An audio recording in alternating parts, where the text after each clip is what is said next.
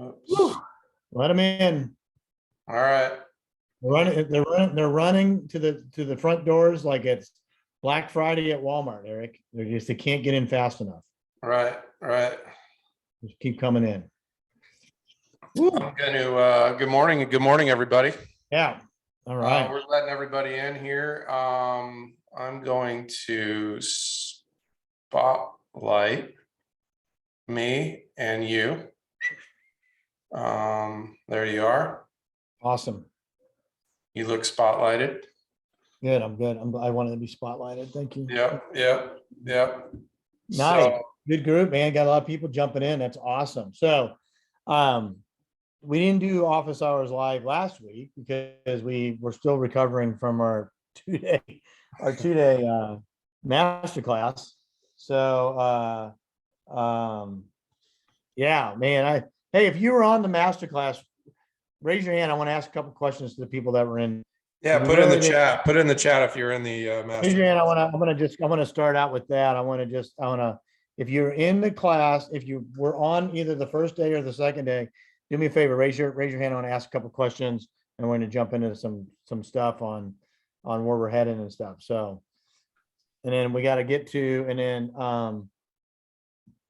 we got one or two deals that I want to make sure we get to that people were asking about in the group too. Who was let's see here. I think it was Jay. I think make sure we have your stuff. We're going to go through that. She's got a pretty cool deal in Vegas at seller financing. I thought we see if we can help her structure the deal out. So she was thinking it was overpriced. And I'm saying it's never overpriced if it's seller financing, right? The seller owns it there. It's never overpriced. All right. So I'm just going to go right down who I see on here.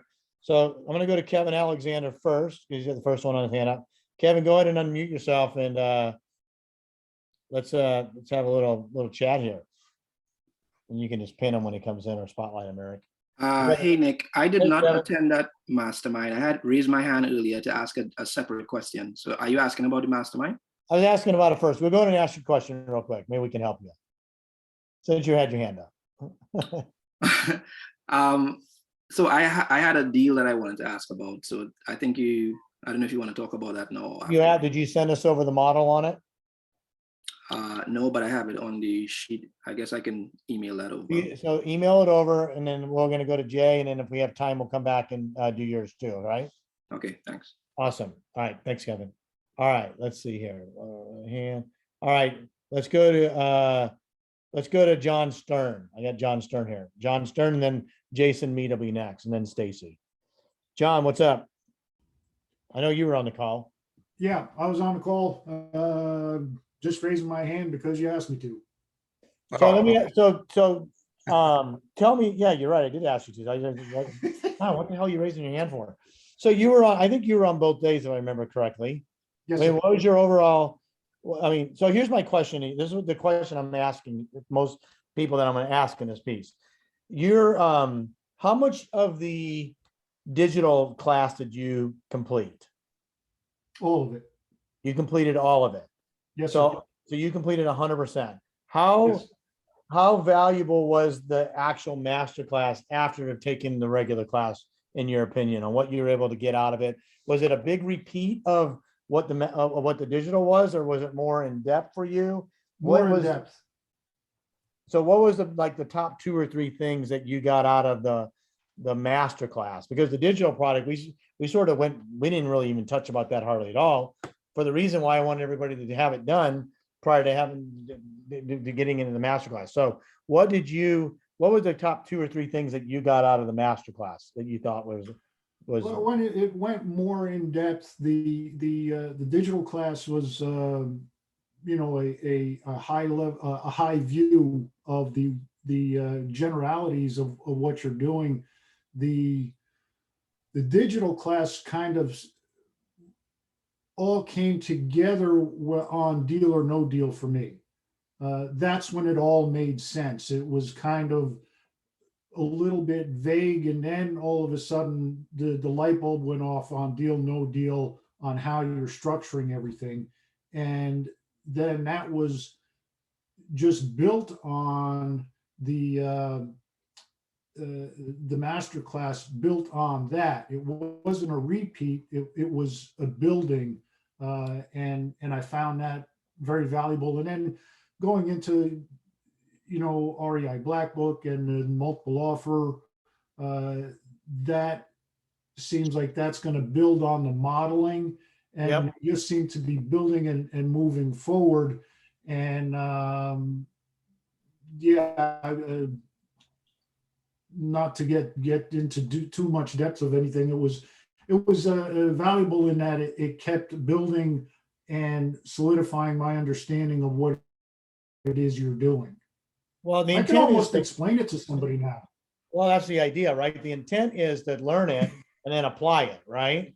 So Right. it's like reading a book on how to do something and then actually going out and actually doing what you learn, sort of the same thing. So hopefully now through the masterclass, and guys, anybody that's on here that wasn't on the call, once you get to the completion level of 50%, we'll make the digital stuff available to you. But I'm not giving the masterclass digitals out to, if you're not a member, you can't have it, because you got to understand what John just said, because otherwise you'll be just completely lost, man. And then we're going to have questions in here, and it's not fair to the rest of the group members on what this is. This is for action takers on really how to take the next level and take the next steps to really get up and get the deals done. So John, thanks for that. That was the intent of it, to really be able to take this and apply it now moving forward. So thanks for sharing that with us. All right, Jason Mead, if you're there, go ahead and unmute yourself if you don't mind. I am here. All right. Now, were you on both days of the call? Yeah, I was. Unfortunately, I couldn't see it because we had a lot of people over here, and I'm trying to play puppet man over here with this everything. So how far did you get in the digital class? I was probably 30-40%. And so I Okay. was glad to hear you So say that you're you gonna were let at people 30%, John was at 100. So Yeah. how was your interpretation of the master class, having only completed 30% of it? Did you feel like that was significant enough for you to be able to really get the value out of the 2-day, or do you wish you would have had completed more? I mean, what was your position on that? I wasn't ever lost, if that's what you're asking. Okay. I do wish that I would have completed more of it, just so I could ask a little more precise questions, because you don't know what you don't know. Yes. But I really appreciated hearing the other people's experience going through the program and where they are, because they're 4 or 5 miles down the road further than I am. So that was very valuable. I feel like I'm at the point where I completely get the concept and I'm 100% sold on the idea. Now I just need to go do one. So Perfect. that's where I'm at. Awesome. Well, that's good. Well, that's good to hear, because that was the reason what you just said was what I didn't want to bring in a bunch of people. Now people that joined the that bought the product at the end and didn't have a chance to get into it, we let them in anyway. And I was just curious if there's anybody, I know Stacy had gone through it, anybody that was that was in the master class that had just recently bought the class and didn't get through little or none of it at all. Just curious. If you had, raise your hand just so I could see it, because I can't see it otherwise. But I'm just curious to see if that, I was just sort of to see, because this really helps us as we build up next time, and we want to add value to what you guys are doing. Because I'm telling you right now, you don't have to take my word for this stuff, except that I've literally done this 1,000 times. This works. I mean, what we're telling you works. I do this every single day, but you got to follow the protocol. And I think it was Gene Davis, I don't know if he's on the call or not, said he did the process. When I started asking questions, well, you didn't really do 100% of the process, did 90% of the process, and there's going to be a cost associated with not doing it. The reason why we know this is because those are the mistakes that I made 500 deals ago, that we're trying to alleviate the risk. It's not even really the risk that we're trying to alleviate. It's the discount or the cost of what you're not going to get back out in return. So and I want to talk about that a little bit more specifically on why the first and the second lien notes are so critical to get maximum value, because it really boils down to investment to value that a note buyer is going to pay for that note, and the loan to value that the borrower is relative to the deal. If you don't have those in order, you run the risk of getting beat down on what your price is. We already talked about this. We talked about it on the call. The national average is 82, maybe 83, 84% of the note value is what you can collect on an unseasoned note in a that's on the unpaid principal balance, the UPB. We're getting closer to 90, maybe even 92%. The reason why is because the way the note's created. Not that we're any more special than anybody else, is that we take that extra time, energy, and effort to build that file out right now. Working with somebody in Houston right now that's experienced note creator. They've done many, many notes. And we're still going through the process. They chose to do it themselves. Perfectly fine. We're going through it right now. As of today, 2 weeks later, they still don't have it done right. So And- Nick, real quick, give a couple little items that they did incorrectly because they didn't follow the process. Well, let me first, before I say that, if you utilize the transaction coordinators, the way that they're designed, you don't have to mess with any of this stuff. So let me Right. say that, okay? But everybody, sometimes people want to learn. I get it. They want to think they can do it better. Great. And I'm not saying you shouldn't or can't do that. I'm just saying that we can't be the note buyer if it isn't done the right way, because there was no payment letter. For one example, there was no payment letter to the buyer. Now that might not sound like a big deal, but when you're writing a first and a second note and you know you're going to sell the first, you want to make sure the buyer understands what's happening, right? That they're making one payment, not two payments, that the letter has everything brought down in it. The most important thing between the payment letter is how the servicing is worded. So in the event of a price increase or something like that, the buyer totally understands that it's their responsibility and not the. No, this is with August REI in Texas, and August REI, the servicer doesn't service nationwide, but the systems and processes that we use in Texas can be modeled in other markets, and then you follow the process for different servicers that will do it the way we designed it.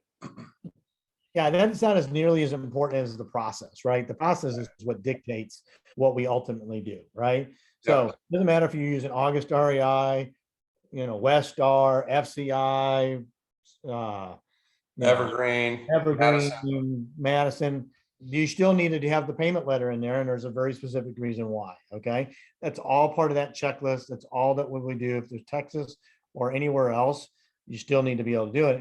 And there was no servicing records in there. Like there was no servicing file. It was missing. Like, where is the boarding? Where's the boarding of the note? Right? Really important to have the boarding paperwork in there, because that's what's really, really difficult, guys. I'll say this, and I don't want to spend a lot of time on it. What's super hard is ever going back to a seller or a borrower after the fact when they sign closing documents. It's freaking like pulling teeth. Okay. Oh, now granted, hopefully they sign some disclosures and they sign some stuff that says if you missed a signature here, you didn't fill out a form there, you're required to go back and do it. But that doesn't mean they're going to make it easy for you. I mean, you don't have them sign something, you ask them to go back as a seller, for example. What do you mean? I already been paid. They already got paid. They already moved to California. Good luck trying to track them down. It's the point to all this, and this is what Nick is as the detail side of it pushes it so hard, is that it's real easy when you're in a sell, when you find a buyer and they got the down payment, they go into escrow and you're moving forward with the closing and it's exciting and you get it closed, and then you miss freaking half the package to be signed. Then now you got to go back and do it. It's an absolute disaster. And then you're trying to sell the note for top dollar. Which is the most important of all three of the transactions. Yeah. You have the buy transaction, you have the sell transaction, you have the note transaction. Well, in my world, if you're going to do what we're teaching and we're doing, the note is the only thing that matters. Right. Okay? And the only way you're going to get maximum value on the note is making sure you did it right on the first two transactions. Yep. That's why the transaction coordinator and that checklist and all this stuff, when we had Dina on, the very, very first thing we went through, all those files and documents, there's a very specific reason why they all exist. Whether we ever look at them or not is not the point. It tells the story for the note buyer, which ultimately gets the value to you guys when you go and sell. So that's why we write first and second notes to create that value, so that we don't have, there's less stress. If we wrote a 90% first lien, there's a lot of stress on that value, right? The value's got to be right. The borrower's got to be perfect. The The appraised value's got to be just good. The property itself's got to be good, right? Okay, you have no margin of error, right? You have no margins of error in that. Whereas you can get that first lien down to 70, maybe 75% of the value. It gives you a little bit more flexibility as the seller of the note, as the buyer, that the borrower gets in. That's why we ultimately do it. So let's I'm going to go over to, thanks for sharing that, Jason. I'm going to go to Stacy real quick, and then we're going to go to the chat and we can see what else. Stacy, go ahead and unmute yourself. And I know that you've been fairly active in the group, and you I think you completed 100% of the course as well. Did you I not? did, and I actually have gone through parts of it twice. And it's not because I don't know, or maybe it is, but it's nice to just go back through. And my famous line that I've said a million times is like, it's a validation of knowledge. So you learn it, then you go through it all again, whether it's on these, these calls or the master class that we just did or something, and then you go through it again, and it really starts to sink in. So it's validation of knowledge. So. Well, good. I mean, I think, look, this is, I always say this is not difficult what we do. It's just complex. Okay. Mm-hmm. Yeah, there's lots of moving parts and pieces. So that's the only thing, is that if you want to do this right, if you want to get top dollar for that first note, you have to follow like every little step. And for me, I'm still, I feel like I'm a seasoned veteran and stuff like this, but I'm some of it's still, people, yeah, I think where you got to be really careful, and this is just a personal decision you guys got to ask yourselves, is how much of this do I want to learn and know and do myself, or how much do I trust in other people to help me with the transaction? Are you talking about the transaction coordinator? And I'm just talking about the whole back end exit of it, right? So we have to find the property, then we got to find the buyer, then we got to find the note buyer, right? We know that's the entire process.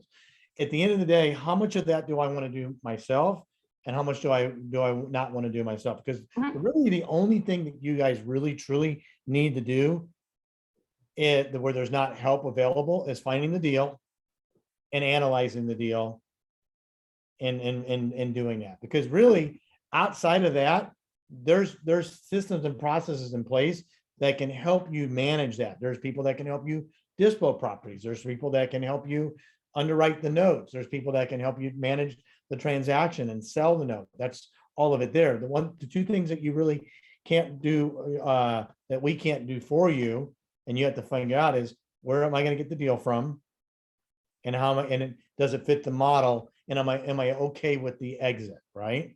Am I okay with the structure, and does that meet what I'm ultimately trying to accomplish? And if it is, then my position has always been this: figure out how to get more deals like that and just do one more deal. That's what we talk about all the time.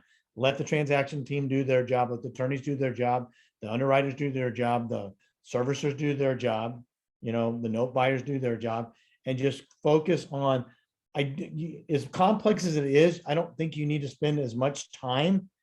And that's what the vault's for, right? If you really want to understand what somebody else is doing, that's what the vault does. It goes through all that stuff, so you have a working knowledge of it. But the good news is, once you find that buyer on the property, you can pretty much let somebody else manage it the rest of the way through, and just more of in a review and approve process to get the deal done and compare. But as the market changes and as our resources change, because we find new and approved resources every week or every month, and so the vault's going to grow with more resources for everyone. And as it grows, you're going to get more knowledge. Yeah, So. Exactly. All right, let's go into. I want to go into the chat real quick and start with there. So I'm just going to start from the bottom up, because I don't miss something. It says, Eric, are you using this model in the Phoenix market? If so, what is the price point you are working with? My numbers are so high. I'll give you an example of a deal that's happening right now. I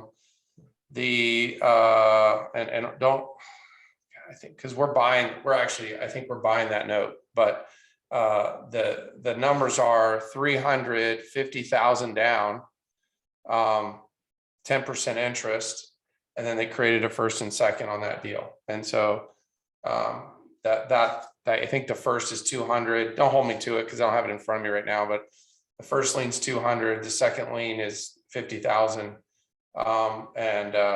So in regards to the math behind what works in this market, you know what, I'll just do quick math real quick on this, because we're kind of going through that one right now. So I think it's 300.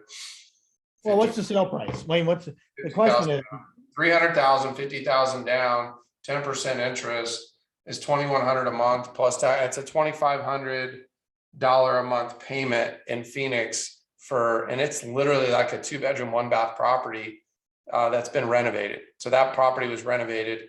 The seller is going to make, God, don't hold me to it, but I feel like he's going to make about 30,000 net cash and the $40,000 to $50,000 second lien, if I remember correctly, because I looked at it last week, actually, before I didn't really review it this week yet, but I'm going to look at it today.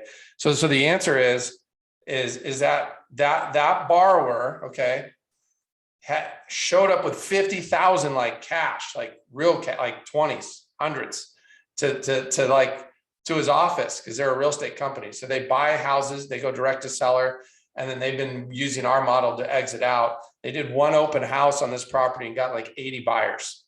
And they found one guy, they took this guy at 50,000 cash. He put 10,000 non-refundable actually in escrow, actually brought it to him. Anyway, so this guy, and he literally was in tears. He was so happy. He goes, this is what I saved all my money for, is to have home ownership. So like, well, and let me ask, that value of that house, I was a little nervous, honestly, because it was a good house, but I thought that was a little high for a 2-bedroom, 1-bath house in Phoenix for 300,000. But then I started looking at it. I started looking at the comps around the area, and the guy was so happy. Like, he's going to be a homeowner in the next 2 weeks. He's never been a homeowner in his life. So I don't know if that let me answers. ask Tracy. Tracy, if you're there, go and unmute. I want to ask you a couple questions. Okay. I want to ask her what she means by my numbers are so high. As we just said, as you said, in the Phoenix market, because I said I'm constantly looking at the wholesale deals and stuff that are given to me. And it seems like that payment that would be to that end buyer is so high. Like I said, when you start getting What I'm asking you is define what so high means, because my definition of so high and Eric's definition and yours and everybody else, let's quantify what you mean by my numbers are so high. I would assume that a mortgage payment of say 2,800 to 3,200 to me would be high. Okay. Relative to what? What makes that? We're working through this, so these are important questions to figure out what this means. So you think 2,800 is high, but what are you comparing that to? I guess, like I said, living in this market and seeing how it goes. Now, like I said, somebody like with me with affordability would not be able to afford something like that. And so again, I'm trying not to put my head into a buyer, a mind, but it just seems like, and again, maybe I'm overthinking it, that, like I said, when I do the numbers. Well, so my question to you is this: is $2,800 high relative to just the cost of living, or is $2,800 high relative to the value of that property that you would own or finance it for versus than what they can rent that same property for? That's what I'm asking. Yeah, the fact that the owner financing would be so high for what I could. Relative to rent or just relative to owning in general? Just to relative to owning it. Like I said, Okay. if the rent is at 25. Okay. Go ahead. No, that's fine. This is great. So if rent's 25, is 2,800 too high for ownership? And I would say no. Absolutely. I would say no way. What would 32 be though? Maybe. I think it just depends, right? I think that's at some point in time, do you want to own for 2,000 or do you want to rent for 2,000 or own for 5,000? I think the answer is pretty clear. Okay. Because what you have to remember is that there's value in home ownership, because the true cost isn't the $2,800 to the buyer, because guess what they get to do? They get to deduct interest expense. They also get to deduct the property tax. Okay. So now they have to pay, maybe they're paying $500 a month, $500 a month, $500 a month of that 2,800, and then they get to get it back. So they have to physically pay it to get it back. But it really boils down to what is the relationship of value relative. There's two value numbers here. There's ownership versus rent, apples to apples. Okay, that's number one. And then there's just cost of living, right? Can they even Right. afford? Forward, right. At the end of the day, if you can't afford $2,800, doesn't matter if it's rent or owning, you can't afford $2,800. Well, let me tell you, in my experience, if somebody's putting up 50,000 down, that borrower will go figure out a way to make that payment. They will go, either their family member will move in, they will figure it out. I've never had a problem, and I know we're going into a different market than we were 10 years ago. I'm just, especially in Phoenix, I mean, there's plenty of places for people to go to And work. I'm telling you right now, how many people are living in California right now? One of those That things where would- you step back and you say, that would "Yeah, die to- Hey, real quick, can you guys mute if you're not muted? It might be Tracy too. Oops, it's me. Okay, so that's okay. So how many people are living in California right now that would die to pay $2,800 a month Yeah. to get out of California and live in Arizona? See, we got to be careful not to have these limiting beliefs about putting our own selves in these positions, whether it's financial, putting ourselves in it financially, maybe it's the location, like I wouldn't live in that area versus another area, maybe it's the condition of the property. That's not how this works. It just doesn't. And we have to just look at it in a very, very, you got to take the personal effect out of it. And the sooner you can do that, it's all supply and demand at the end of the day. It's all affordability. And the question is, is there somebody that's going to be willing to buy and live in that property? And I can just tell you from experience, I've been doing this a long time. I still to this day, knock on wood, don't have a house that I wasn't able to sell. Out of all the deals I've ever done. Now, some may have taken longer, some may have made less money than I thought, but I still, to this moment in time, have never owned or controlled a house that I was not able to sell. Just doesn't happen, right? There's still a shortage of inventory out there. The question is, how do people afford it? That's your question. But I will tell you this, most of the time, if there's a will, there's a way. Somebody really wants to have home ownership, they'll figure out a way to get it done. They'll go borrow money, they'll bring another person in to help co-sign them. They'll figure out how to solve that problem. So I wouldn't really get too hung up on that piece of it. The good news is you can still go find these deals and leverage the ownership from maybe not a wholesaler, because they're not going to, moving forward, although we talk about wholesalers a lot, they're going to need it.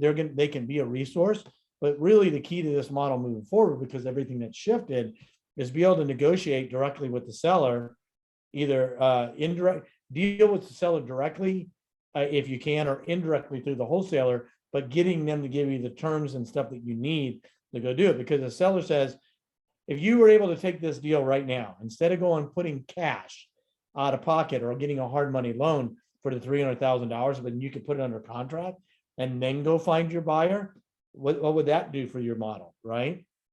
Would change it tremendously. If you didn't have to know, if you could treat this like a wholesaler treats his contracts, think about what a wholesaler does, right? I'm assuming people know what a wholesaler is. Hopefully you do. But a wholesaler basically goes, negotiates directly with the seller, gets it under contract, and then charges a fee to have you buy the property, right? They put it under contract for $200,000. They add $10,000 in what's called an assignment fee, and they give it to you, the rights to that property, for $210,000. So my question is, if you could do that, but you could still go have time on your side to go find the buyer and have it model out without having to go write that check for 210 now, there's that's the opportunity that I see that's coming, because guess who's not buying right now? Well, hedge funds aren't buying everything anymore, and there's a moratorium on them. Guess what? A lot of retail buyer. I just saw 3 mortgage companies close up last week. That didn't take long. Are you kidding me? Mortgage, two of them had been in business over 20 years, gone just like that. Guess what does that tell you? It tells you that people that aren't going and getting buying retail, because guess what's happened? The affordability to them isn't there any longer. When we talked about this on a previous call, I said, guess what? 2 and 3% mortgages are no longer available. People, they're going, well, I'm not paying 5.5 or 6. I could have got it at 3. Well, should have, would have, could have, right? Good luck. Guess what you're not getting now? 3%, 4%, 5%. Guess what the seller financier buyers never had? They never had 3 and 4% opportunities. It always was 10. So nothing's changed in their world from the ability to buy. Actually, it's getting better because now they don't have to compete against the hedge funds to buy. If they have people like us, they don't have to compete against the retail buyers. They don't have to compete against the BRRRR strategy guys like they used to. Because there's not many people doing BRRRRs anymore. Can't afford to do BRRRR right now. Well, you can. I mean, You last buy month it. I went and looked at a couple properties to refinance and the rate went, I mean, it was 6.5, they're pushing 7 now. Rather than 4.25 from 3 months ago. Here's a perfect example. I'm working, I think we talked about this maybe on the last call. I'm working with this lady that's in Oklahoma. And she's got it she's already agreed to sell it sub 2, already found the buyer, everybody's in order. And the bank, and the bank agreed to do a loan modification for her. And she's gonna, but it was, this is what we looked at. We looked at the numbers and go, man, she's already paid down this thing 13 years at 6.5% interest. Mhm. I go, but does it make sense to remodel, the do a loan mod and go back to 30-year term? At the time, it was 2.75. And the answer was yes. It may, when you run the numbers and you calculate payment, it was better to, even though it was 13 years of pay down, we had to run the numbers. It was better to take 2.75 on a 30-year restart than it was to keep 6.75 and having 17 years remaining. Well, they sold the note, long story short, to another note buyer. And I was on the call with her literally last Friday, and they go, well, we have 2 options.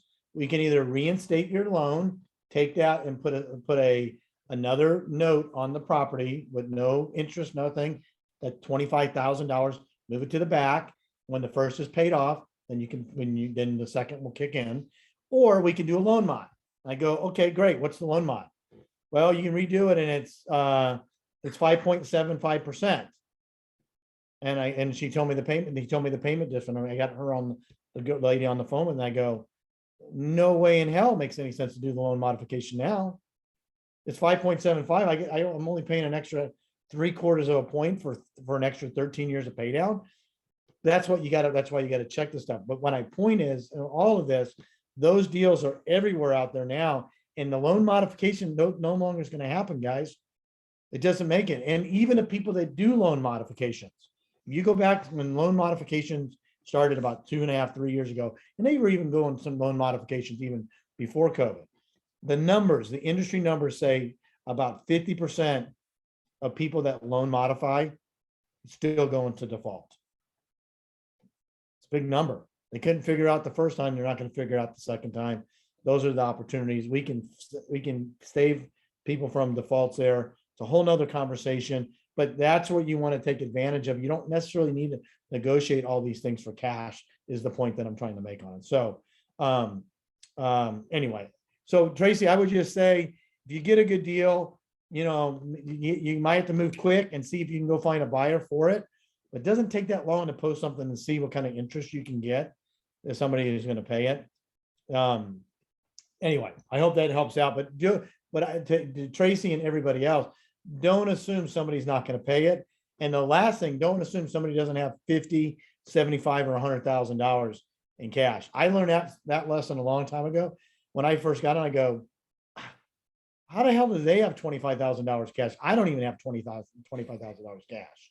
Wow. And not only do they have $25,000 cash, they had hundreds of thousands of dollars in cash, and they're making $8 an hour, just because it's a whole different mentality. So there's money out there, guys. That's why I say, don't take lower down payments. Don't do some $500 loan down payment or some baloney. Take the 10% unless it needs a substantial amount of work. Then maybe take a couple points lower, but do not take a small money just out of desperation because they say they don't have it. And I always say, is that the best you can do? They go, they got $20,000. I go, well, is that the best you can do? And see if they ask you for more. Because 20,000 doesn't work. I need 30. Well, I can't do 20. Maybe I can do 25. I go, we'll give you 28. You'd be surprised how much the number keeps going up if you let it go up. It just does. So anyway, I hope that helps out. didn't mean to go off on a tangent on it, but it's really, really important. Getting back to Tracy's question, what does too much mean? Hopefully that we clarified, hopefully what that is. Eric, anything you want to add to that? No, I agree with you. I mean, obviously it's affordability. You got to stay in line, but I mean, the best part about But to that point, you still have to have a place to live. Yep. So it doesn't matter if it's affordable. Look, it's like the price of gas, okay? Gas can go to $10 a gallon. It may go to $10 a gallon. Hope it doesn't, but let's say it does. Does that mean you don't put gas in your car anymore? No, you still Okay, got. I'm just not gonna buy gas anymore and sit there like this and never get anything done. Of course not. You have to figure out how to make it work with $10 a gallon. Well, if rent goes to $3,500 a month, you're gonna have to figure out how to make it work. Because there's one thing that you probably have to have more next to food and water is a place to live. Now, maybe you have two families sharing a house. Maybe you go cohabitate with somebody else. That's going to I be don't know. that's going to be a It big part very of it. well happen. Gonna be a huge But part that of it. that doesn't change the fact that it's still $4,000 for rent. Right. Just how you chop it up and how many people share in it, right? You might have to start having roommates again. You might have two people sharing a room. Who knows? Who knows where the funky thing's gonna go to? But doesn't change the fact that the rent for that property is gonna be what it's gonna be. I think rents are gonna probably continue to go up because that's what inflation does. So, all right, let's get a couple of these questions here, because I want to get to Jay's. Jay, if you're there, raise your hand. I want to go through your example and walk through that so I can see you here in a second. There she is. Okay, good. Couple questions and then we're gonna get back. So Carlos said, Jonathan, these deals are numbers on the deal, 20% cash, 70% first, 10% second lien. My question is at what percent can the second be sold for? Well, the second is our profit on the deal. The reason why we keep second notes is because the discount is so great. And it can be anywhere from 25 cents on the dollar. If you really got a good note, you might get 50. So let's just say in this example here, because you got the cash, you're not discounting cash ever, right? Cash is cash. That's 100% in your pocket. You're going to discount that first lien, fine. The 10% second note, that's your future earnings. You don't really want to sell that unless you're forced to sell it for whatever reason. But it's about 25 to 50%. So, but here's the cool thing about that. As you guys start learning more about notes, you can borrow against that second lien. So let's just say that second lien is $250 a month, $300 a month. You can go borrow against it at 50%, maybe pull some cash out. That's a tax. Now, I'm not a CPA or an attorney, but you're borrowing against an asset that you already have, right? So you can go borrow against that, pay that off in 3 or 4 years, and then it comes right back to you, and then start figuring out the amortization in your favor. So you cram it down when you borrow against it and let the borrower pay it off, and then it just gets delivered back to you once it's all paid off by let the borrower pay your investor back. So there's a lot of people out there that would love to have a nice stream of income off of a second lien that's been underwritten the way we teach it. yeah. Yep. So the reason why we write the first and the second notes is so that we can get the most value out of doing the deal and still not have it be a transaction, right? Because we are going to get some cash flow out of this over time. So I don't like to, I don't want to get, because we're note buyers too, right? Yeah. We're going to buy these notes, but it's the time value of money, right? So you have time value money you have to take into consideration, and you also have to take into consideration the risk. Well, the risk is what's your investment to value? What's the asset look like? Where's it located? How good is the borrow file? Is it service? Are the taxes and insurance escrow? All this stuff has a direct impact on what the value of that note is to a note buyer. That's why we don't want it written. That's why we want it written a very specific way. So Ben asked, how do the sell numbers different when the first note is seasoned? Well, that's a great question. And it depends. Okay. But generally speaking, you need to have about 9 months of performance to get the next the next best value of the note. For example, if you sell a first lien today unseasoned at 90%, let's say that's what it say, it's $100,000 a note value, and you can get $90,000 for today, because it's by default, it's considered performing because it's not non-performing, if that makes sense, right? For it to be non-performing it's a little counterintuitive, but it's a new note, but it's not. The non-performance is where you get yourself into problems from evaluation, not if it's new. A lot of notes are sold that are brand new with not any performance. But to answer your question, when you get to about a 9-month performance, 9 to 12 months, you can probably get somewhere between another 4 to 5% of a bump. So if you hold that 90,000, if you hold that $100,000 note that you could sell for 90,000 today, hold it for 9 to 12 months, you're going to get about an extra $5,000 out of the deal, plus the cash flow. Okay. Because the unpaid balance is not going to shrink that much in a year. So you can, but here's the question you have to ask yourself. Is the upside gain worth the downside risk? Okay. Is that extra $5,000 worth the chance that buyer doesn't perform and throws that into a non-performing or reperforming note status? And to me, the answer is absolutely no. And I do this all the time. And I can roll the dice on that because it's just not worth it. I don't feel, because I would rather I get the second lien anyway. I just don't. I made money when I did the transaction the first time if I did it correctly. Can I make a little bit more? Yeah, but I can also sell that note for 82% instead of 90. And it may not, if it's a really bad note, it might go down to 70%. Is it really worth that? And the answer to me is no, because I have underlying debt. Okay. There's some underlying debt at some level that I'm responsible for, meaning I have a hard money loan. You go get a hard money loan. Let's say it's 70 cents on the dollar at 10%. So you're not losing money on the cash flow from that first lien. And then you wait 9 months just to, you ride it out because you have a 12-month loan.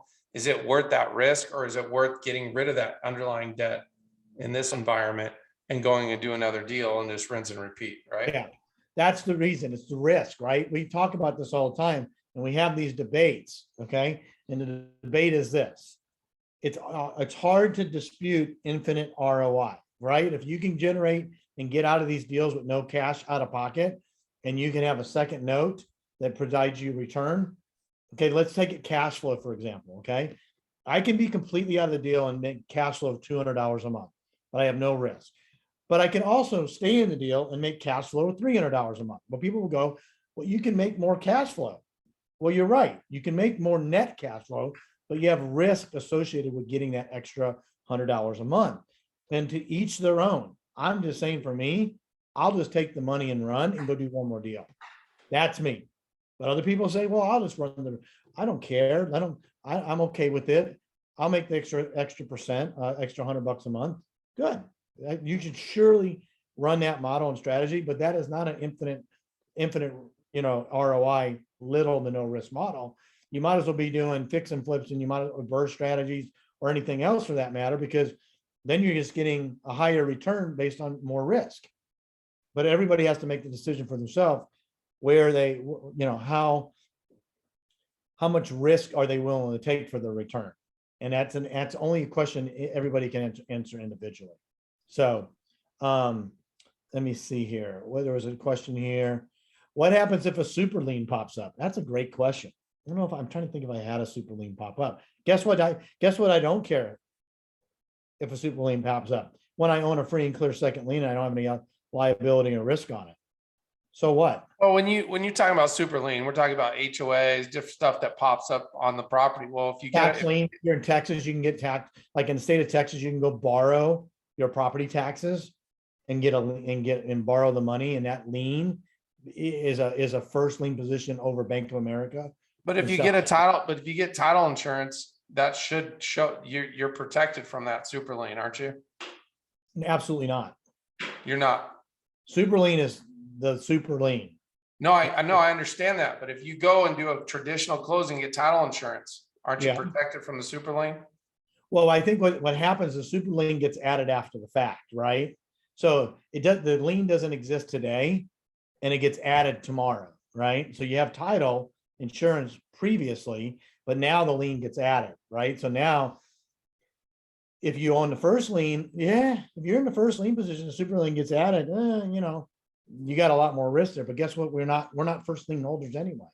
In this example here, we're second lien holders with no cost basis. I think Well, so there's what? risk in a super lien, Okay. but if you do a traditional closing with title insurance, title company, they do all their, you should be protected to up to the day that you closed.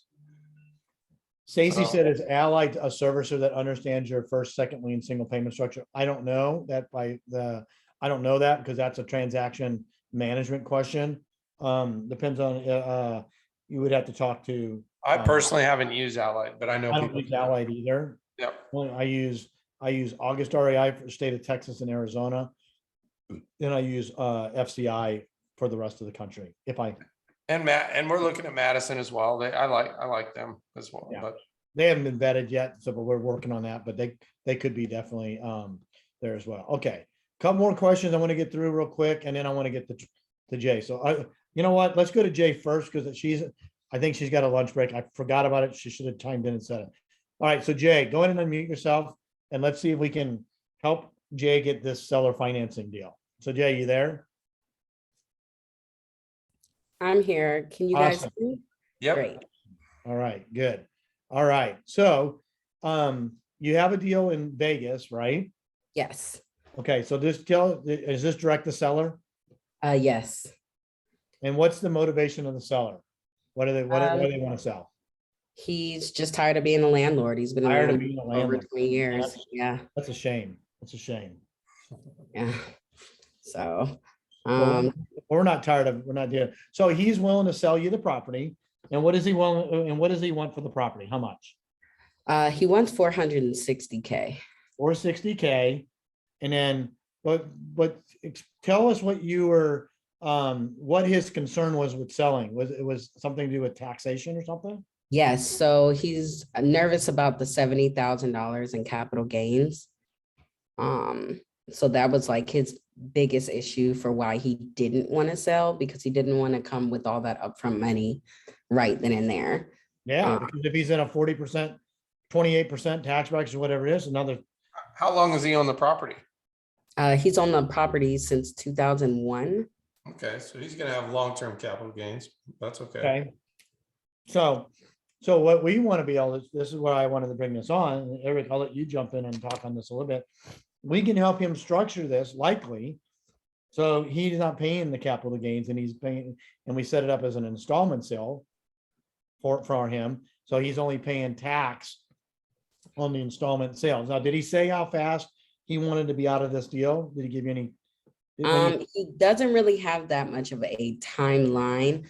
His wife is sick and he does want to be able to take her and travel around. Okay. Is why he's asking for 150 as a down payment. So he can take care of her medical bills and pay for travel expenses. Is the property free and clear? It is free and clear. Okay. Okay, cool. So we got 460 is what he wants. Mhm. He wants $150,000 down, but his capital gain is about $70,000, correct? Correct. Okay, so sounds like to me that this is, how do we get him $150,000 cash, not have him pay tax on it and get us the rate and the term that we want on this deal, right, Eric? Yep, yep. Sounds like something we can come up with, I think, fairly good. So let's go to the backside of it. Are you in Vegas yourself? Yes. Have you physically seen this house? Yes. And whereabouts in Vegas? I know Vegas fairly well, but give me an idea of where it Like is. Henderson area. Okay. Okay. So fairly desirable area. Oh yeah. Okay. What is and you initially thought that he was asking too much for it. Is that correct? Yes. And why What did is- you? what is the value? What do you think the value is? So I did only after seeing the home. Originally, I just went based on what like Zillow said, which I know is horrible, but it was 454.6 on Zillow. So when I did the actual ARV, I got 472. Okay, So he's so asking retail, pretty much. Yeah. Do it. But we can pay over retail if we get the terms on the deal that we need. Does he have a payment that he's looking to get after the 150 down? He doesn't mind what the payment is after that. He just really wants that 150 up front to So he's just, got two main things. One, he's tired of being a landlord. Two, he wants to try to avoid as much taxes as he possibly can. And three, he really wants $150,000. Mhm. And after that, we could probably write him a 20-year term on a payment only with no interest expense. And we'd probably be really, really close on the negotiating side of this. So the question is, what do we do on the exit, right? What do we do on this? So, can we sell this thing for $500,000 and get $100,000 down, $80,000 down? We're going to be short on some cash, and that's what's going to take a little bit effort to figure out how to come up with that 150. But I don't think it's that hard to solve as need be. And we might be able to give him some now and some later also, right? Hey, let me give you $50,000 now. Let me give you another 50,000 in 3 months and another $50,000 in 6 months or something like that, right? We may not have to give him all of it up front. Number two is just because he's asking for 150 doesn't mean he's necessarily going to get 150. And does he really want to go sell this house for a loss? So we got a little bit of a challenge here, because he could go sell this house tomorrow for $400,000 and get all of his cash back. So we got to be careful on how we negotiate if we really, really like this deal, right? We push him too far, he'll say, screw it, I don't need to deal with you guys. I'll just go get my cash and just walk away from it and be done with this completely. That's not what we ultimately want, right? So we can't be too hard on it, but at the same time, we got to respect what he ultimately wants to try to get out of it. And then the question is, can we take this deal right here and spin it to our advantage, paying him $150,000? And I think there's no question in my mind, we could definitely do that. Eric, what do you, Well, the number one question is what is the monthly payment, what he's looking at for the monthly payment? That's a real important. So when I spoke to him, he was like, well, first, if you can tell me that you can give me 150,000 down, we can talk about terms. But as of now, I get 5 of these phone calls a day. People are continuing to lowball me. So until I can hear a yes, I won't even talk about terms. got it? I'm like, Well, I mean, I think the starting point is offer him 460,000 with $150,000 down payment. That's $310,000. What's rent value over in that area? Ballpark. For So that, he's it's about he's getting 2,500 a month, right? Yes. And he's Okay. actually lowballing just a bit because there's other rentals in the area that was about 28 and it was 100 to 200 square feet smaller. So take $310,000, Eric, and divide that by 2,000 a month. How many months does that come out to be? Because remember, he's paying taxes and insurance. He has vacancy on that too, right? He's not getting off one 155 part. months. How much? 155 months. So that's what, 12 years, 13 years, right? Yeah, 13. Little So less. I probably would come in 460,000, $150,000 down. And then I would start out at $2,000 a month until paid in full. Okay. That's probably where I would start at without getting too crazy on it, and see where he comes back in. Because I already know if I'm only paying him $2,000 a month and I'm only paying that for 13 years. Here, let me see if I can show this calculator real quick. Give me 1 second. I just want to show you the impact of what this could look like. Okay. Give me 1 second. I'll pull up a note calculator. By giving them retail. Now, keep in mind, where do you get the 150, right? So now, you bring on. But we have three. Think of it this way. Let's just say we go borrow the $150,000 at 10% interest. Okay. Mhm. Let's just say that's the number. We got 300. We basically got $300,000 at no percent, right? So 2/3 of it's at 0. Only 1/3 of it's at 10. The effective rate on that's like 3.25%. Right. That's what I'm talking about here. So I'm going to show you. We know at $2,000 a month and 150. So what is 100? 150 at 10%, 30-year terms, 1316 a month. So that's a little high. What? Maybe it might not be. We'll see here in a second. What's it at, what's 10% on 13 years? At a 150, what's the payment on that? On what interest rate? 10%, 150,000, 10%, 13 years. 13 years. Oh, wow. Okay. It's gonna go That's up. 1721 a month. 1721, so it's 30, 40.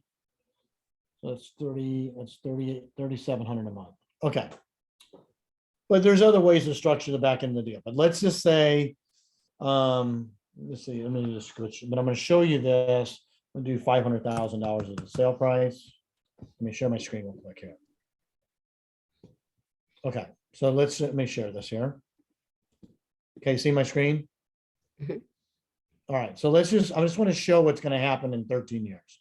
So let's just say that the sale price, let's just say we get $100,000 down, okay? I think it's realistic.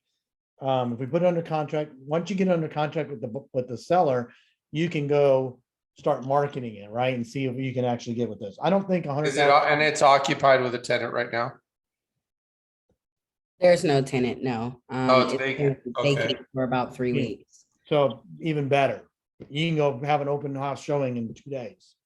Drive all your traffic down there, right? Mhm. All right, so let's just say here, I'm gonna make the assumption we can get $100,000 down. I don't think that's unrealistic. That's only 20%. I'm gonna set the loan balance at $400,000 here. This is just not working here. There it is. Little delay on this keyboard. Okay, I'm just gonna set the mortgage interest rate at 8.95. It could be higher. And this thing's slow. Okay. If I solve for the payment on a 360-month term on that right there, this is to our buyer, right? We're trying to find a buyer. His payment is going to be $3,200 a month. Okay. That's just P&I. Okay. Just P&I. Okay. Now I'm going to go do. So what I want to do is that we said it was going to take. So what you're saying is you sold it for 5 and got 100,000 down. Yes, because Okay. that's what we ran $150,000, Eric. Yeah. At 13 years, we need to run $50,000 at 13 years. Okay. Right. But here's what I want to show you though. We know in 13 years, if was 150, how many payments was it? 150 what? 155. 155 payments. So if we can get a seller to take this offer, which is $2,000 a month until paid in full, $150,000 a day, in 155 months, we owe him nothing, correct? 2,000, 2,000, 2,000. So I'm going to show you what the value is to us or to you in 155 months by financing the $400,000 at 8.95%. Okay. I don't have to, guys, I don't have to write this at 9.5 or 10.5%. The seller's giving it to me at 0. I don't even need to sell this note. This is a different version of what we've been talking about. You're not selling You're not selling this note, guys. the There's no terms that he reason- gave you. You're keeping it. No reason to, Yep. unless you just want to sell it and then get cash. That's a whole different story. Don't need to though, because there's no. But you can do both here, and you want to do both because you're going to see how much you're going to have in your bank account. What we might do is we might write a first and a second note, and we might write the first note for 100 grand and the second note for the balance. So we can sell the first note to pay off whatever money we need to borrow. Right? Right. Because we need to borrow that $50,000 or whatever it is. Well, maybe we write $100,000 first lien and a $300,000 second lien and sell that first lien, which is a great investment to value. And maybe we sell that $100,000 first lien for $90,000, pay off your underlying debt and move on. So we're not going to get into that. I just want to show you what in 155 months, we owe 0 to the seller, right? We agree on that? On the note that's owed to us, on the $400,000, if I go out 155 months, this is what we get. This is what we're going to have in here. And I'm going to readjust this in a second. I'm just going to go out here and see what this number is first. And then we're going to modify this. We're going to get close on the number. So at 8.95% and $400,000, $3,200 a month payment, they still owe us $335,000. Almost $336,000. Now we borrowed 50. They owe us $336,000. Oh, we got $100,000 cash. We owe the seller nothing. That's how valuable this deal is right here. Where it gets really valuable if you find a better deal and actually sell the house, then move that debt to another property, Could do that too. Could you do know, that too. which is So doable. let's just for giggles, I'm gonna try to, let's say we got $100,000 down payment. Look, you can say you only got $50,000 down and borrow the 100 and still do the math on it, okay? I'm just gonna, just for illustration purposes only, I'm gonna say that we actually are gonna get, we're gonna. And have to- I can, depending on the condition of the property, and you live in Vegas, I think Vegas is an amazing market for seller financing. There's just the different demographics and all the people coming from California, getting out of California too. I think there's. So an let's solve for the $50,000 now, okay? opportunity. So I'm gonna solve it right here. Let's just say that we take all of the cash flow. So we are only paying $2,000 a month, right? Mhm. To our seller, we're gonna collect 3,204. Okay, let's just say we don't want any money out of the deal short term. We just want to get rid of our debt, okay, to our hard money lender because he's expensive. So if I do a $3,200 a month payment and I'm paying my hard money lender 10%, okay. And I am going to, and I got $50,000, okay. And you're gonna solve for the 1,200. I'm gonna solve for the term. So I'm gonna pay, yes, I'm gonna put 1,200 a month, right? That's what I'm gonna pay my lender, okay? Hang on, this Oh, thing's slow here. Give me 1 second here. So what I'm saying here now, in this example, I owe $50,000. I'm gonna have to pay 10%. I'm gonna take $1,200 a month, which is my cash flow. I want to pay this debt down as soon as possible. I'm gonna see how long it's gonna take. So I'm gonna solve for the term. So if I do that, 52, it says 52 months. 52 months, okay? So what does that mean? So let's just talk about this real quick here. We had to borrow the $50,000. We got the $100,000 down payment. We can bring a partner in or whatever. So we're gonna take all the cash flow and we're gonna pay down the hard money lender, okay? And we're gonna collect 3,200 a month from the buyer. We're gonna pay 2,000 to the seller, $1,200 a month to the hard money lender that we borrow, private lender, whatever it is. So that means for 52 months, in this example, we get zero money. Follow me? Okay, then starting in month 52 through month 155, for the next 100 months after that, we're gonna make $1,200 a month, right? Because we're no longer paying $1,200 a month. I don't know what that was. We're no longer paying $1,200 a month to our hard money lender. He's paid off. Follow me? Right? So now from months 52 to 155, we're making $1,200 a month. Okay. Follow me so far? That's it. Zero to 52. Now, but you could maybe borrow 70,000, maybe want to make a Sure. 20, get $20,000 You and just get gotta pay it back 20,000 net cash. 100%. I'm just solving it this way. You might say You're doing the zero gain payoff as fast as possible deal. at 10% money, why wouldn't I? Right? I mean, I don't want to. Now, if you need, think of it this way. Let's just say you wanted $50,000 cash. Okay, Jay. Well, you can put that in there. Well, then you're basically paying 10% on that $50,000. Yeah.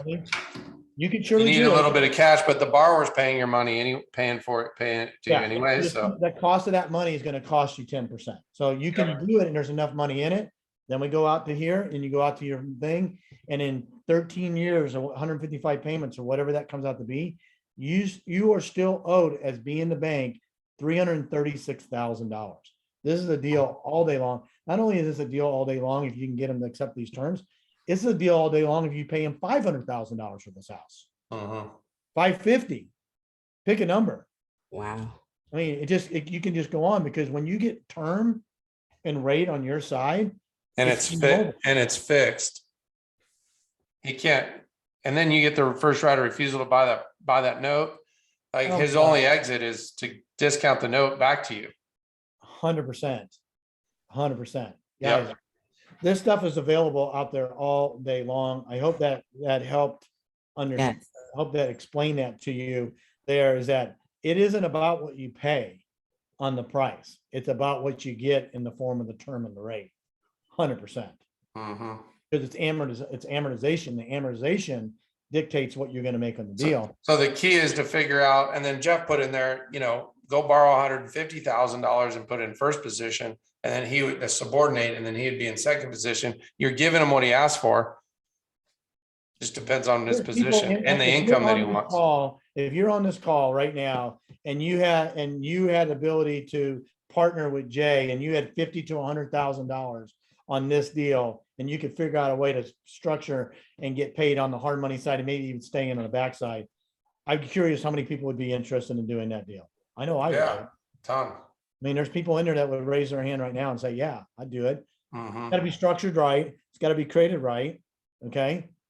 There's people in there. I mean, there's how many, like, here's the bottom line. You only need one of them to say yes to whatever it is you need to structure. There's Right. probably 5 or 10 people here right The now. key, here's the other thing, and it depends on how you want to talk to your seller and say, hey, I specialize with tenant buyers, so I'll give you that number. I need 30 days to go find my tenant buyer. The property's vacant. You're not receiving a penny. And I'll give you the number you want. So you can be upfront with them that way. Then you have no risk. Then you have a 30-day free look and get to go market the heck out of that property, So when we were on the master class last week, we had Damon Remy on from REI Black Book and the MOG. That's exactly the software. I just sort of swagged it just because I've done it Sure. so many times. But that's exactly when you're having that conversation with the seller. You have something like MOG run in and say, dude, I can't take 15 years. I can only do 10. Okay, well, if I can give you 10 years, can you do 1,800 a month? And I'll do a balloon at the end, or structure it some other creative way to make it work. Okay. These are the deals, man. And these deals are. Yeah. So the question is, how confident are you to go put that under contract for giving him because he might say, I only want 1,500 a month. I mean, until it's paid in full, You might say, I'll take $1,500 a month, but I want to be paid off in 8 years. Then you got a balloon. Okay, well then you do write the first and the second note, because you're gonna need to take that first note. But guess what? You don't have to do. You don't have to sell it today. No. You can arbitrage in and let it ride for 5, 6, 7 years, then sell it. And then He might want a 15-year, he might 1,500 a month and an 8-year balloon. Well, just go arbitrage that all day long. Or sell a partial, right? You could sell a partial and sell the partial then pay him off and balloon it out that way. Because every day that goes, think of it this way, okay? It's a lot easier to see dual amortizations because even though there's zero interest, it's straight principal pay down. So you start right here, you owe 400,000, and I'm trying to get my hands balanced here. 400,000, and you owe the seller, in this example, 300,000, and you're owed 400,000, right? But the pay down to the seller is really, really fast because there's no interest. This payoff is really, really slow. So as time is your friend moving forward, the longer time that you have, the bigger the gap gets, right? Yeah. That's why, because when we started today, when we start this today, the equity position in the deal is zero, right? It's zero. You're selling, well, and maybe it's $30,000. Okay, 460 versus 495, 35,000 today. That's equity position today. But in 13 years, that equity position grows to 300 and what was it, 360, 370?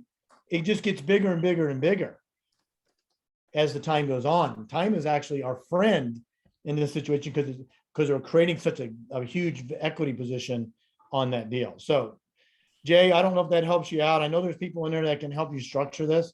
We can probably look at it too, but I would say, my first thing was, I think those are solid numbers. I can get you 460. I can get you the $150,000 down. And then you can get installment sales to help you to avoid some of the taxation on the capital gains. Okay. And then we'll give you $2,000 a month until it's paid in full, which is probably about what he's netting monthly. He's probably, I bet he's not even netting that because of repairs and maintenance and all the other things. So I would say, what do you think you net right now after everything? And if he picks that number, you're like, okay, if I give you that until paid in full, that would be a good question. Just, obviously, I like to let them tell you what they want. Not, he might say, so, because he might tell you less than what you're thinking, and then But then you he's tie already it sort of up, and then told you you go that. inspect the property and find out that the tenants trashed it so bad that it isn't worth that. And then you start going back into the deal, because guess what? You might find a tenant buyer, or you might find a seller finance buyer that wants it that way, because they're going to go gut it and turn it into their dream palace. Because obviously Henderson's that's a great location. I mean, nice area. It's probably a newer home. Actually, what'd you say? It's 3-bedroom, 2-bath, 2-car garage. I think I just saw it. Yeah, Yeah. you have the 3-car garage, 3-bedroom, 2-bath, 1650 square feet. Yeah. I mean, that's a perfect home for somebody coming from Cali that wants to get out of there. So I think you're not gonna, then you might extend his payment, say, hey, I'm not gonna make the first payment for the first 60 days. So you have time to sell it, collect some money, and then start the payment. There's a lot of different ways. It's just getting him under contract is the key. Right. All right. Well, hope that helps you out. Keep us posted if there's anything we can do. If you need to post something in the group, I'm sure there's other people that can help you out as well. Yep. And if you get to the point where the seller agrees to the terms, then, let us know and we can figure out how to structure it from there. Because there are some things that you want to put in there, like collateral of assignment. Yeah. We definitely want to add that in there. Because think of it this way, what that means, you get the seller to agree to your terms. You get the buyer to agree to your terms, right? Well, what happens 2 years from now when that buyer sells it or refinances it, right? You got the seller to agree to 13 years, 155 payments, right? At $2,000 a month on $300,000 in debt at 0% in this example. So your buyer that you just sold it to sells it. Well, guess what? It's game over if you don't have a collateral assignment in there. Transfer collateral. Transfer collateral. You're right. Transfer collateral. So now instead of having to pay him all off, you can take that cash and repurpose it towards another property. Think about it, right? So now you're going to get paid $350,000. And then 5 years later, he passes away or something, and the kids are like, we don't want the $1,500. We want all the cash. And then they go out and look what the value of a 0% interest loan is, and you owe them $350,000, or you owe them whatever the number is. You can get it. You can give them half. Right. So there's that the control that you're going to create on this one deal is worth so much. The control. This is not about owning anything. Yeah. You can't make that any clearer to you guys. Look, if you want This one deal, the more I think about it, is how fast can you get that sucker signed up right now, and then look back a few years from now, and you'll be so happy that you did that. You really can't screw this up. And at the end of the day, right? The only thing you can do to screw it up is not get it under contract. Yeah. Because you just keep going. Look, can you, if I give you $475, can you do $2,000 a month and $150,000? Eventually he's going to say yes to some number. Mm-hmm. Right? But I think he's close to telling you what he wants. He already told you the 150, so now it's just a payment. You want to make sure that payment fits for you. You can't go. He's not going to expect more. He's probably not going to expect the payment more than what he's getting right now anyway. Right. Because he knows that he's not making that much by doing what he's already done. But net and no stress is worth a little. He wants to go take care of less. his wife. He's attend to her health needs. He doesn't want to be a landlord anymore. You're solving 3 of his problems just like that. Yeah. He's going to give you something back in return. That's why these deals work. That's why tired landlords are such a great strategy. It doesn't, and even if he wasn't tired, it's still a good strategy because he can still generate cash flow by control, not own, because that's exactly what he's going to get. He's going to flip and become a bank, just like you're going to become a bank. He's going to be the bank to you. Guess what he's going to get? Cash. Guess what he doesn't have to do? Own anything. That's it. So keep us posted and let us know. All right, a couple more questions and we'll wrap this call up. So let's see here. What did we miss here? If we missed a question and you have one after we went through this, why don't you just go raise your hand and let's just go through it.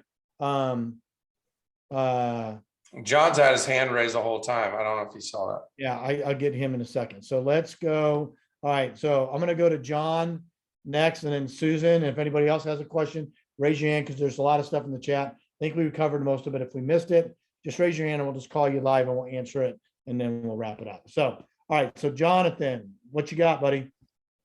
Hey, guys. Great mastermind. Thank you. Couple things.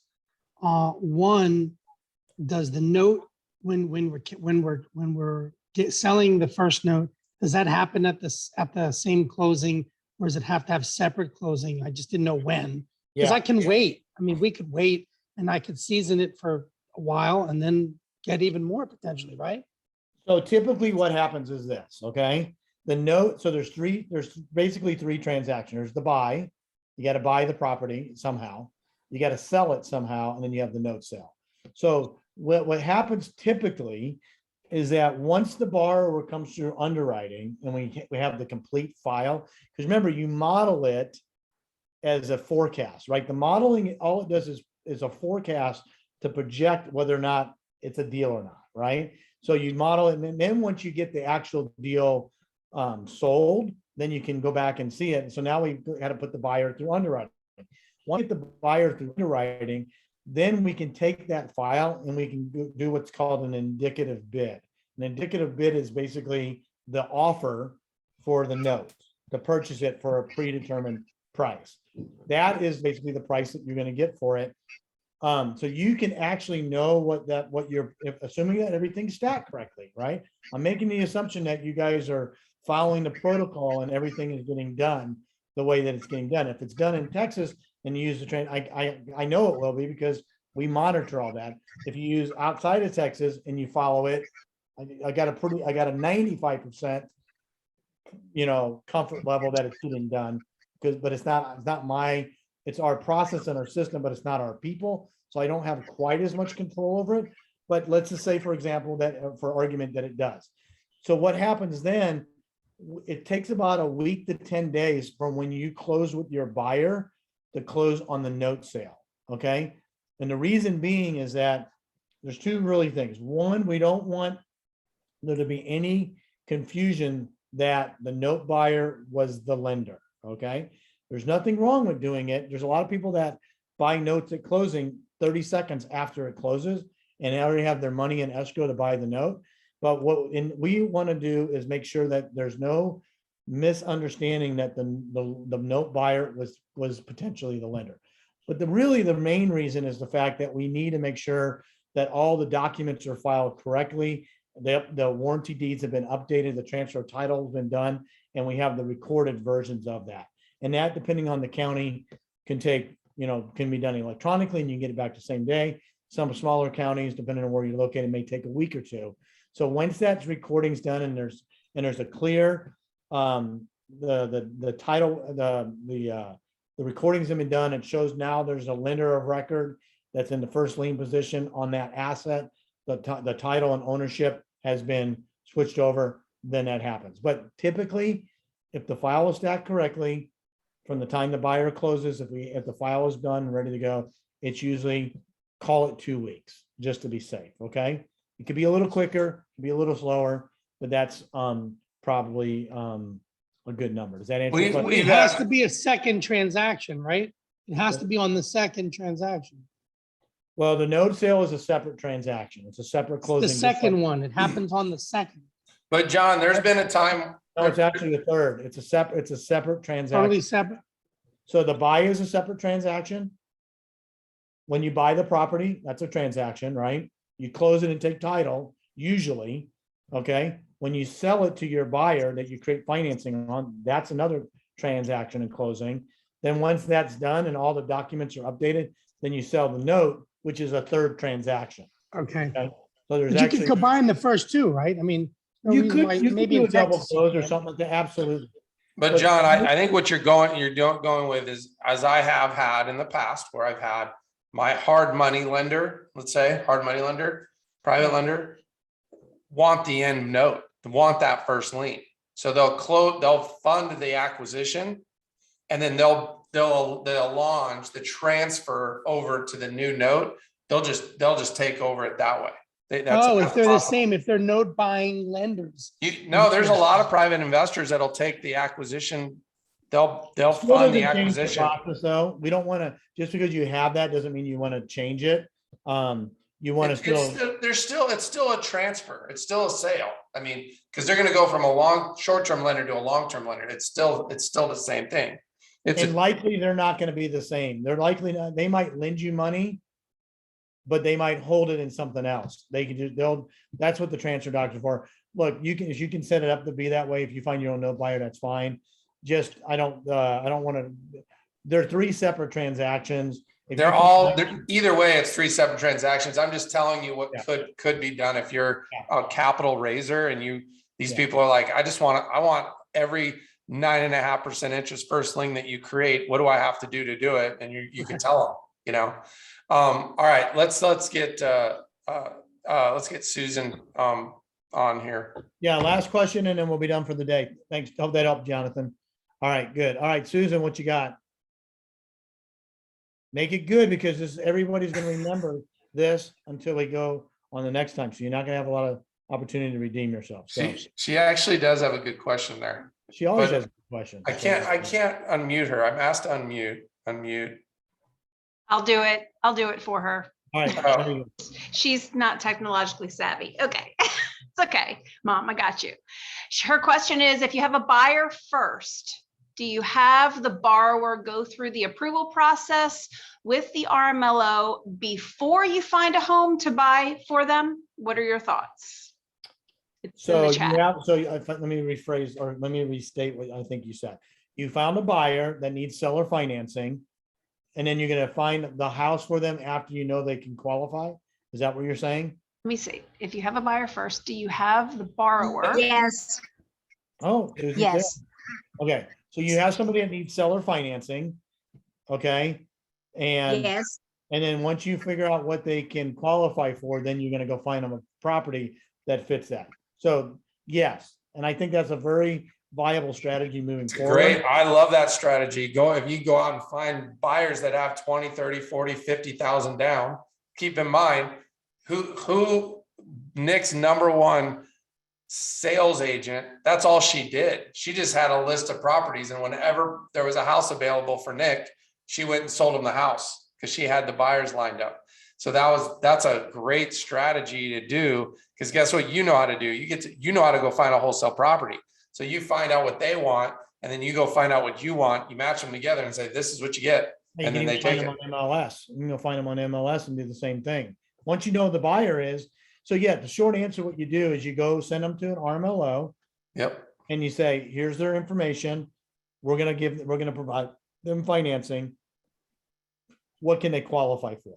It's no different than being a buyer's agent and getting them pre-qualified before you go show them houses. Same thing. It's a great, like, building a seller finance buyers list is, I think, as the market changes and you guys know how to go find houses at a discount and you can negotiate terms. I mean, Jay, she did that deal. Think about it. If you had $100,000 buyer in Las Vegas right now that wanted a 3-2 in Henderson, I mean, think about the deal that you could structure with that seller right now if you had that dialed in. So great strategy to do for sure. So Damien said, I'm not attorney regulator, but if the regulators knew that you were intentionally making a deal like that, they could come after both of you hard. I'm not sure what that actually means, but if I own the property, I can sell the property. Okay. What I think what we want to make sure is that we can't provide seller financing without owning it, but there's nothing that says I can't find the property, own the property, and then seller finance it. Okay. I think you're talking about brokering without being a broker. I think that's what she's talking about. Roth IRA, actually, self-directed Roth IRA. Okay, so let's get Damien on. We'll talk to him in a second. So Stacy and Susan, did that answer your question? yes, there were more, Yeah. and then can you have the borrower to pay for their own RMLO approval process because they're not going for a specific house at this time? Well, I didn't hear what you said. I don't know what language you were just speaking there, but it was a little garbled. I was gonna maybe Stacy knows, but it doesn't matter because the RMLO works for us.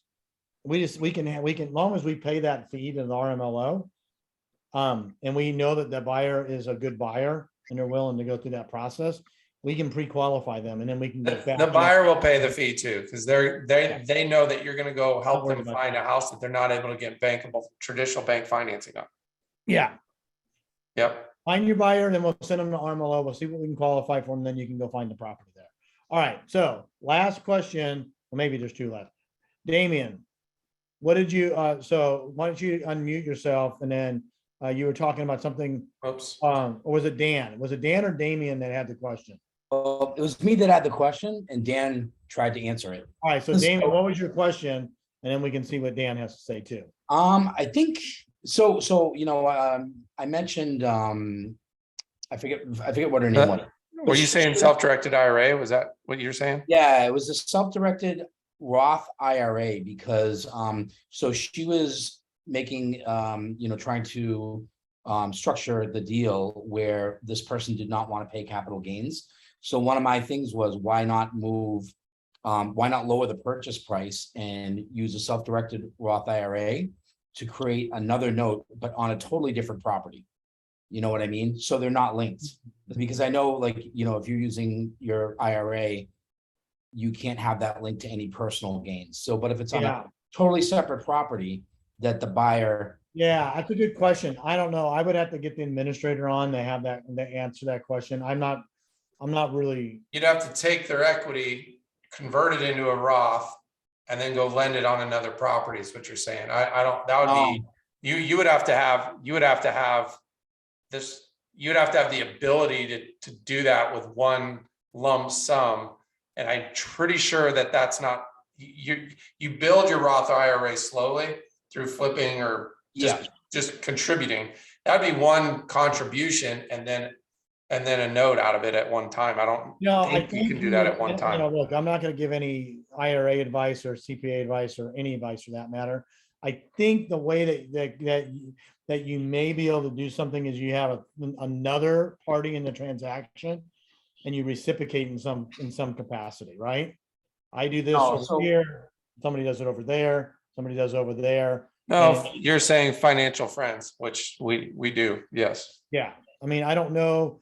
And there again, that's a question for the administrator. I'm not an administrator and I'm not going to. Yeah, so what I'm actually saying is, like, you can take that loan on the Roth IRA and jack that rate up to 30%. So you're going to grow what they already have in their Roth IRA at 30%, and say that they wanted 6% on their note. You reduce that down to like 1.8 or whatever the lowest is, right? But you jack up the rate on their Roth IRA up to 30. So I understand I think I understand what you're saying. So my question is to you, do you have a SIDR right now or a Roth IRA, Damien? No, I don't, but I'm going to get one. So, and I want to try some of these things myself.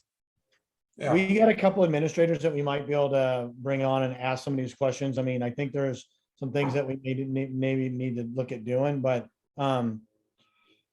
yeah, we'll see if we can get one of our administrators on in the next couple sessions and we can talk about the structure. It's really like a black hole out there, and I don't, what you can do and what you should do and what you're allowed to do are three different things sometimes. And I don't want to, speak on that because I'm not an expert when it comes to that at all, but I guarantee you there's somebody out there that understands it. And it gets back to the risk versus return. So anyway, was there, Dan, did you have anything that you want to add to that? The comment to him was, hey, there's a lot of regulations that go along with that. And if you're intentionally ahead of time and knowingly reducing one rate by a certain percent in order to jack up another rate inside of a Roth or anything that's regulated, it's regulated, bro. Go talk to an attorney. Yeah, that's your challenge. Yeah. Whenever you say if they're going to find out and you don't, and you know who they are, it's probably not a good deal. It's not worth the risk. It's worth being on the up and up all the time. Yeah. But there's probably some other strategy in a way that you can do something that where you can stay within the lanes of the IRA, but have something. that benefits you or in an opposite direction, doing something different. But I think that's why we're talking about life insurance, because there's a lot less restrictions on that, because you're just borrowing your own money to do whatever you want to with it. But Yes. that's a whole nother topic for another Exactly. time. All right. I'm done. I'm out of gas. All right. Gotta go. Hey, fill thanks up. thank you guys for getting on the call. I hope you guys had a safe 4th and a holiday, and we'll see you guys. All right. See you guys next week. See you guys next week. All right. Take care. See you now. See ya.